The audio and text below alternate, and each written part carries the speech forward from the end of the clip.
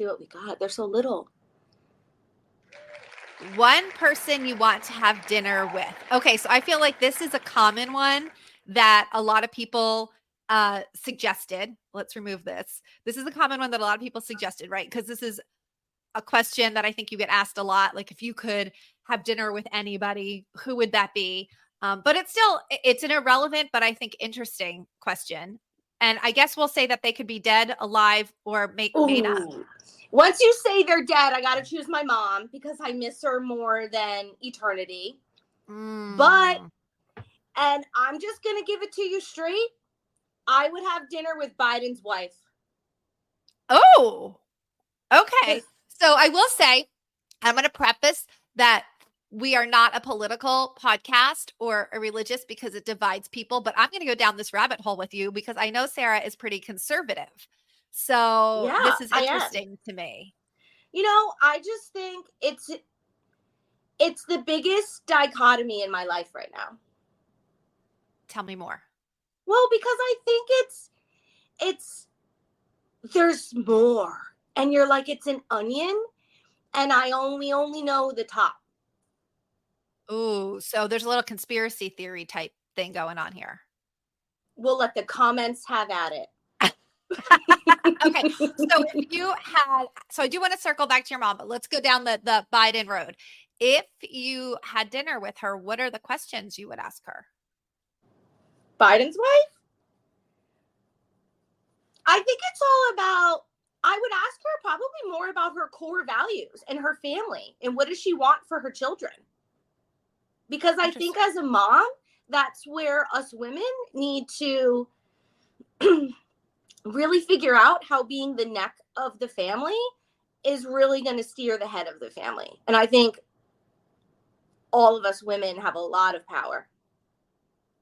And we need to use it in the way that's going to better our children. Okay, so you're more interested in the family dynamic than maybe the political dynamic. Well, because I think they're hand in hand. So I do say when people look at our choices a lot of times for like our nominees and they're like, this is the best, these are the only two people that we have. And we've been hearing this for a couple of years. So it's not just this election, right? One thing I always think is that somebody, because they're like, oh, they're narcissists. And I always think, but somebody who isn't slightly narcissistic or isn't slightly a little, who's going to put their family in the public eye the way the media is now, the way that social media is to destroy people's lives, to cyberbully people? Like anybody who I think really puts their family first and is very protective of that is never going to step in a political arena for that reason. Right? So let's talk about that. I do think that every extremely successful politician is an extreme narcissist with a wife that signed up and knew what they were signing up for. So you know what? It's nice to see these power couples out there. It's nice to see people that can still annoy each other but rule the world. That's kind of reality and marriage, right? So I don't know. It's nice to kind of see Trump's wife stick by his side. Like, he's a scumbag, but he's our best choice. So it's like, God bless the woman. I don't know. Marriage is hard. It's not like my husband is winning husband of the year. I'm sure as sugar not winning wife of the year. I think if everybody really looks at themselves, we're all weird. And we all need a village around us to make us more relatable, more humble, and motivated. So how many times do I say in my moms of business groups, we are the result of the 5 people we're hanging out with? Every single person should think about that. Every single person in this world. Who are we surrounding ourselves with? And do we want to emulate their behavior? Because that could be alarming or inspiring. So no matter what you do, no matter what journey, it's huge. Sometimes I look at Jack and I go, you're the one I'm going to choose to annoy me the rest of my life. And then I think to him, I'm like, and I'm the one you're choosing to annoy you the rest of your life. And I will tell you, as women, we talk about this all the time. I don't know about you, but I wake up and I feel different every day. Like let me wake up out of bed and see who wakes up. Is it happy Tara? Is it angry Tara? Is it, annoyed Tara? Is it just tired Tara? And I don't know if I'm going through menopause or what it is, if it's getting worse as I'm getting older, but it's just Oh, we literally, I are. wake up It's sometimes happening. and I'm like, oh, I'm super on, I'm super motivated. And other times I'm like, I hate you all. Like, I just do. And I don't even know why. And so I said to him, I said, it's really hard. I wake up in the morning and sometimes I don't know who's going to wake up. And he goes, I feel the same way. He goes, I look at you and I think, who's going to wake up this morning? But And I'm like, that's that the crazy part of life. It's like has to be hard. who annoys you the least and makes you laugh the most, but also turns you on. It's like, Okay. right? Have we talked about this? Because I have a I think theory we're about the gonna laughter. now. No, I have a theory about the laughter. Okay. And so I'm all about laughter, right? For those of you who don't know, I have a book called Making Cancer Fun. It was all about how we used laughter when my daughter was going through cancer treatment when she was little. So I'm all about how laughter does incredible things to the body. It's what my TEDx talk is on, right? How it releases dopamines and stress, and how we could use it in the medical field. So this is my soapbox about how laughter is so good for you. And there's all these studies that people who laugh more and have a good sense of humor live longer, right? They live longer, they have a better quality of life. So I have a theory, totally not scientific, but if somebody wants to do a study on this, I'm all for it. You know what they ask women, what do you look for in a man? Right? And usually one of the top things is a guy who can make me laugh, right? Like before money, before sex, before looks, it's like, I want a guy who can make me laugh, a guy with a good personality. So my theory is this: women, we know statistically, outlive men. We live longer than men. But a man who laughs also statistically would then have a higher lifespan, because we know that the more somebody laughs, the better, longer longevity they have and everything. So on a very subconscious, like primitive level, we're seeking out a mate who will live the longest. And we know that people with a Ooh. good sense of humor live longer.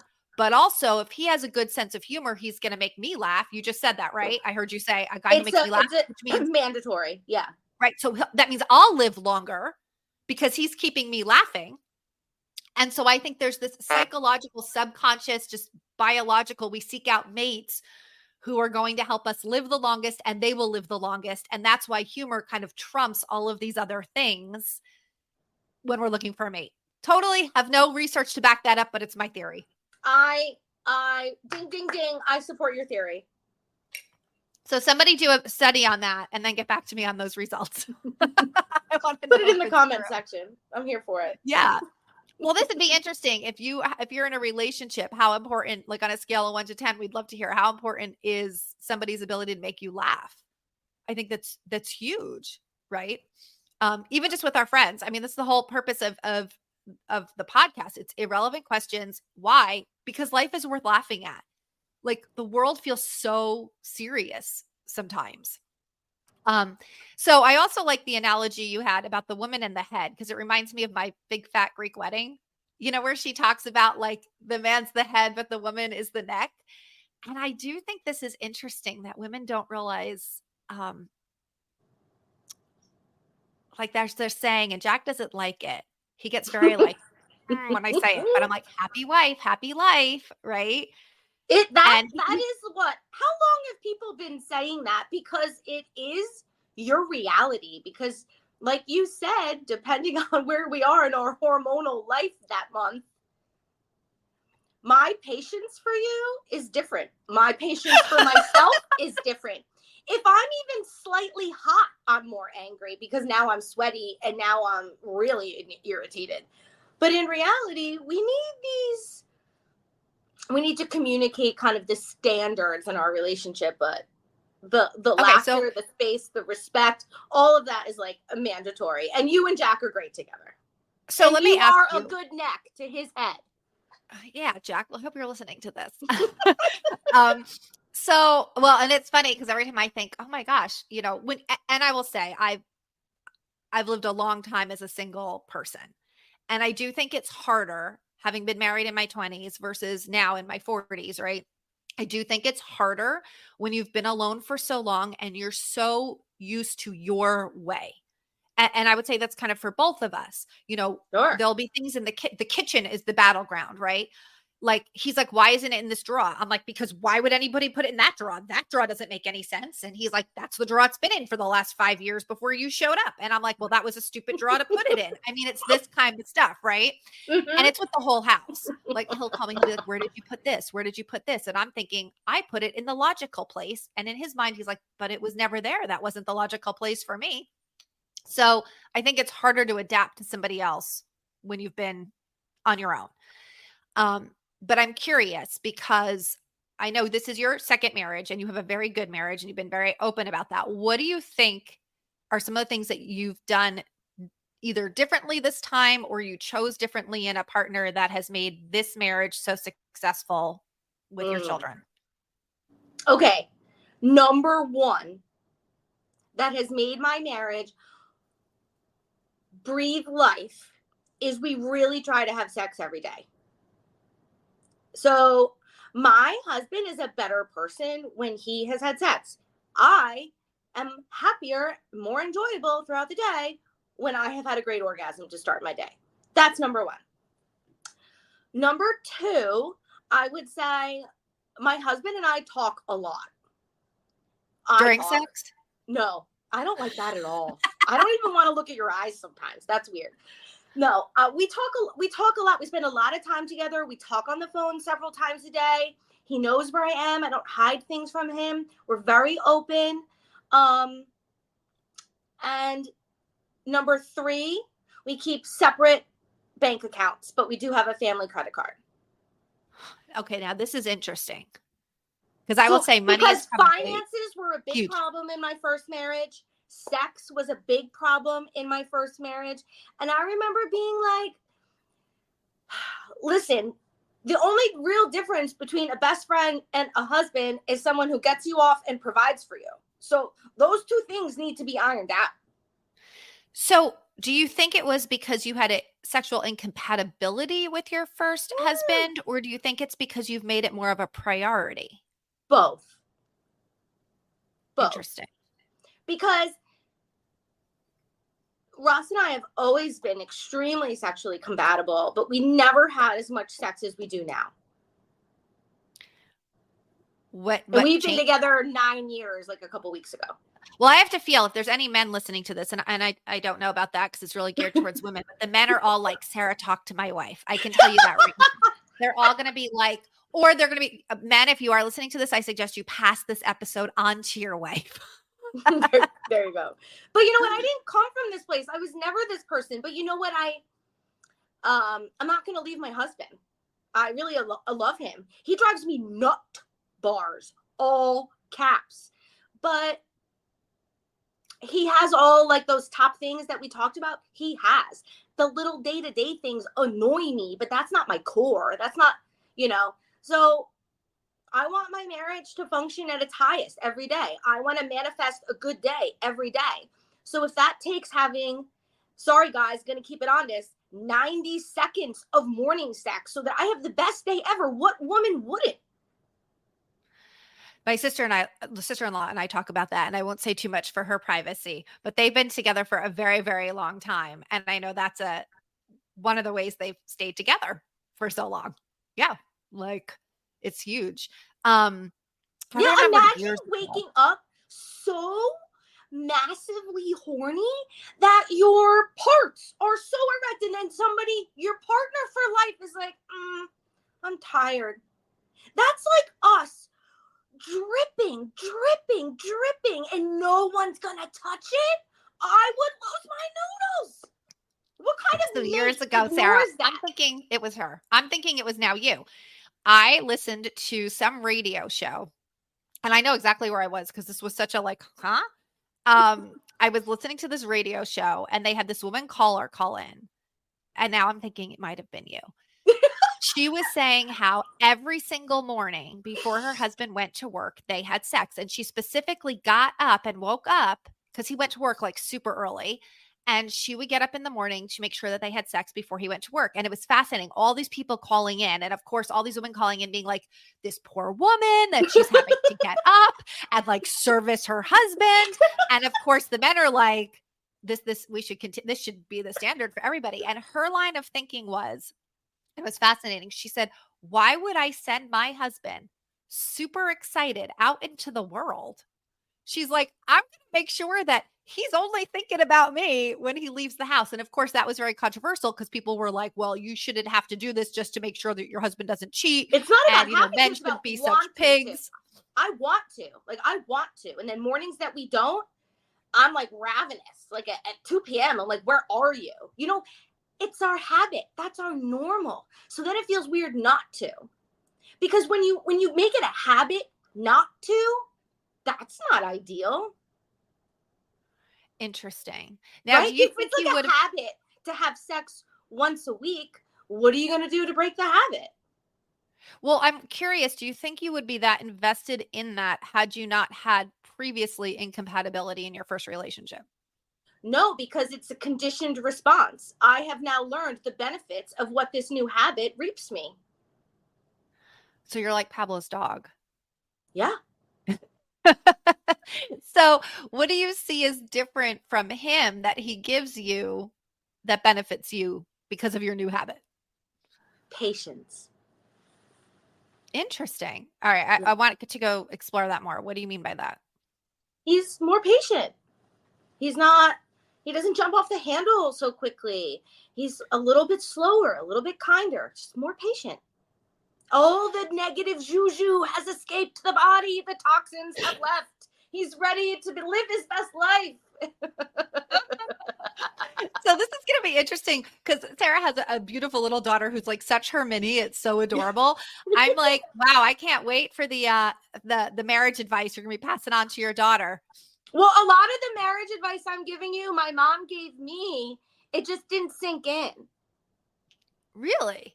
So were Yeah. your parents, what kind of marriage did your parents have? Both my parents had practice marriages. So that's what I call my first marriage, the practice marriage. And I lost my mom when I was young. I was only 27. So a lot of 27. So a lot of my like the life lessons sometimes that she tried to instill upon me, because I'm the baby of 8, they I still remember ones from when I was younger that will come into me in a dream or a memory or a this. But I remember my mom always saying to me, if you're not having sex with your husband, someone else is.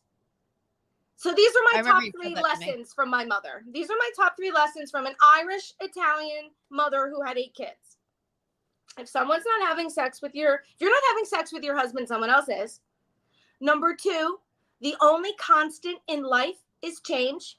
And number 3, nothing in life is fair. Wow. It's so interesting because those last 2, I just think how much easier life would be for all of us if those were our core beliefs. Like change is inevitable because none of us like change, right? We Well, all I run do. from change. But I was raised to embrace change. I will change my hair color every year. I like different makeup. I like different outfits. I'll keep the same husband. I would move. I like a new car. I love change. I like to try a different meal every day. But some Do you think? people, they get like the same meal at McDonald's forever, right? Yeah. Yeah.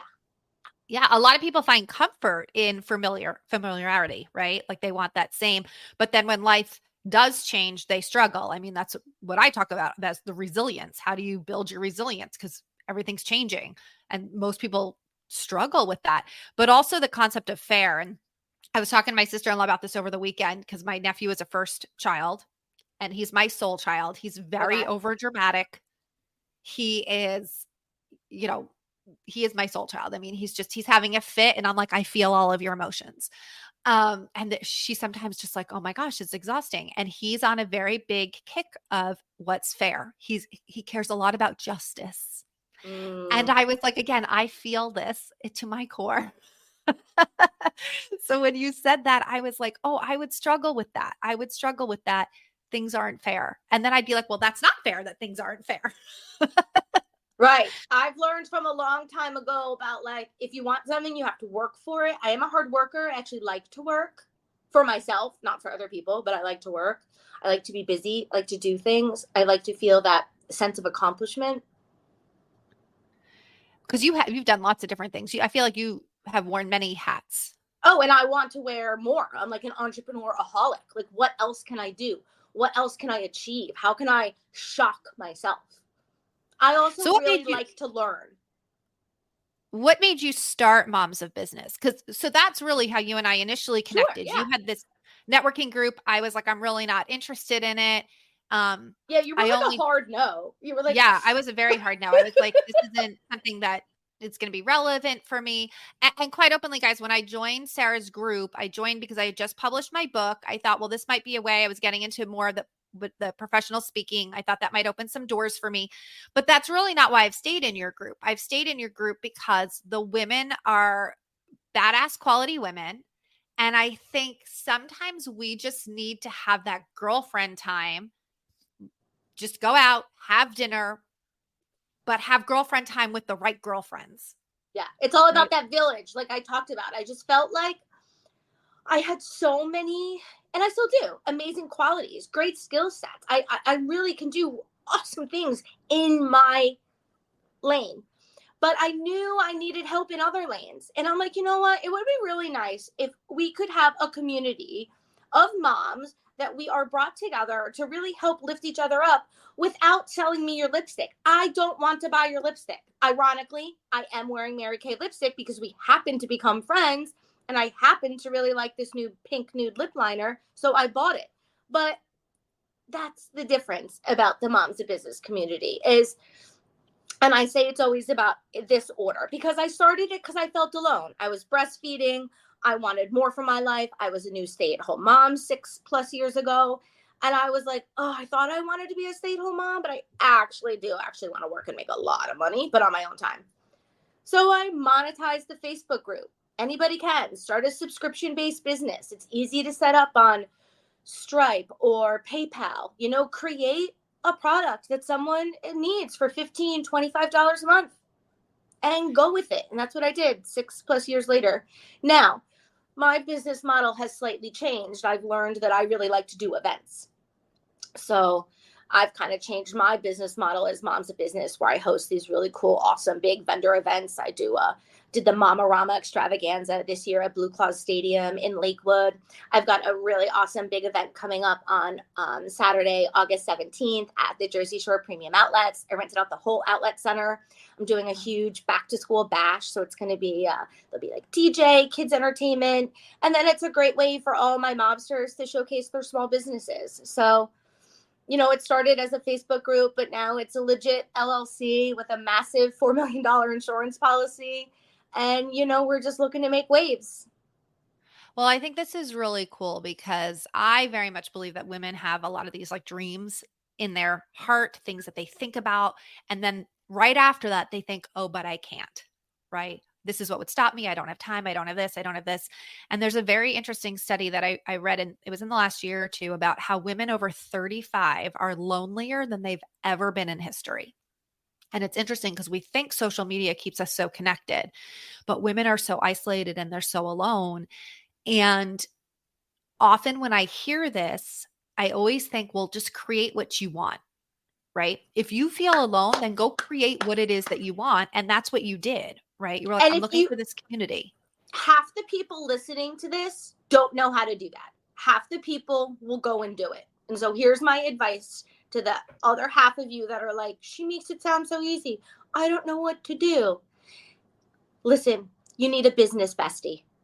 You need an accountability partner. So if you're going to escape the world of a job and not have a boss to keep you accountable, you're going to kind of have to create that for yourself.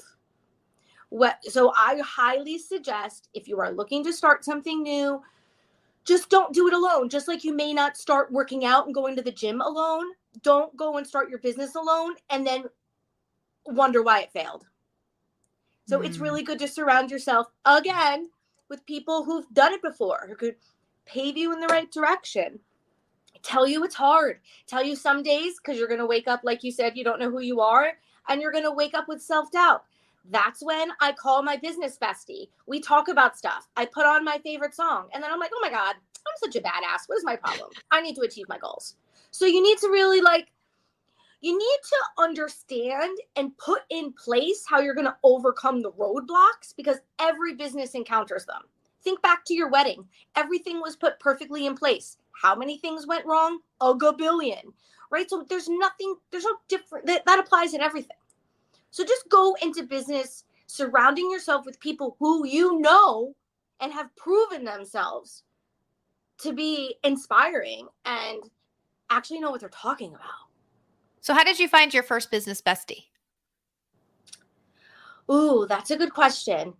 And I'm gonna tell you who it was. Her name is Jennifer.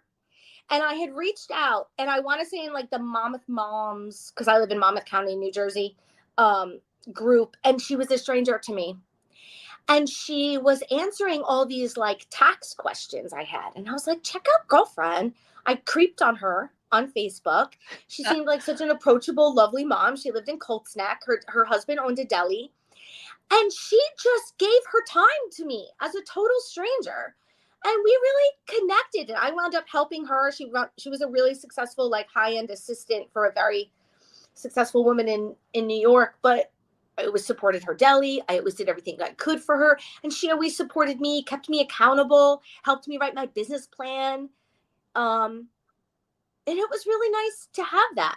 Since then, we've even had accountability groups in Moms of Business. If anybody wants to reach out to me and wants the step-by-steps on how to start an LLC in New Jersey, I'm happy to help you. You know, we have all these things now that help each other.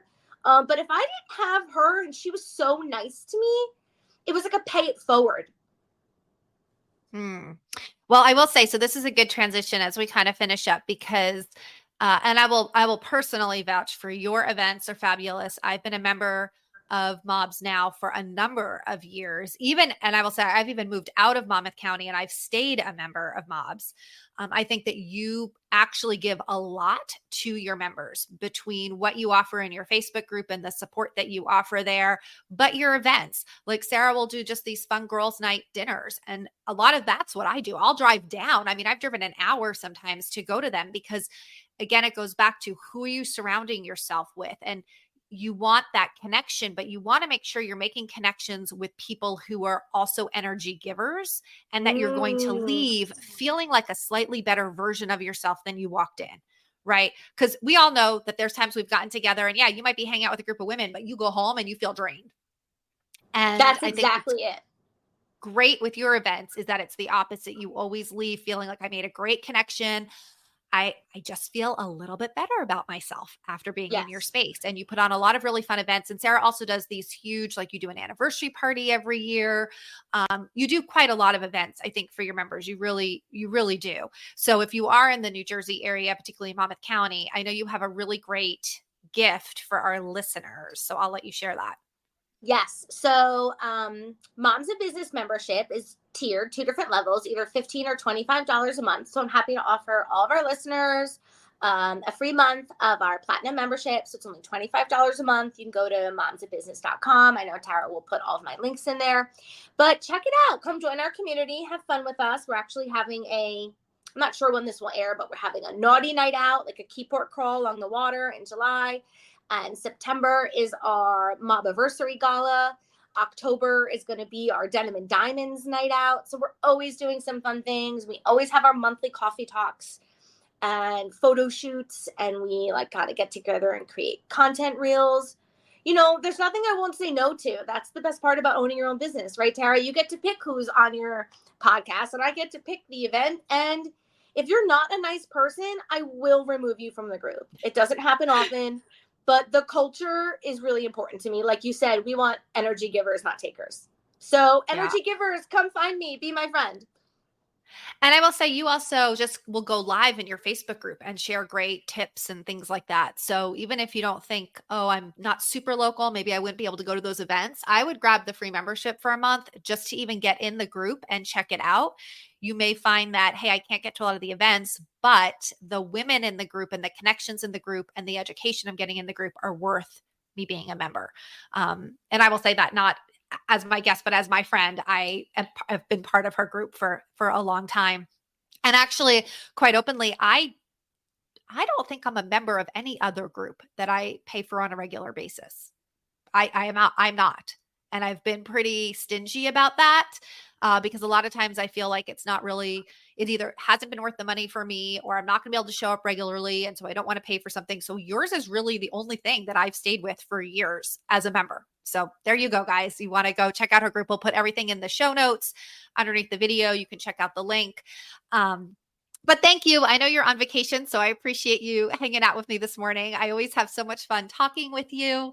And guys, if you liked today's episode, then we would absolutely love for you to subscribe. If you liked us even more, a review. If you didn't like us, you don't need to leave a review. And then join us next time with another interesting person for another irrelevant conversation, because life really is worth laughing at.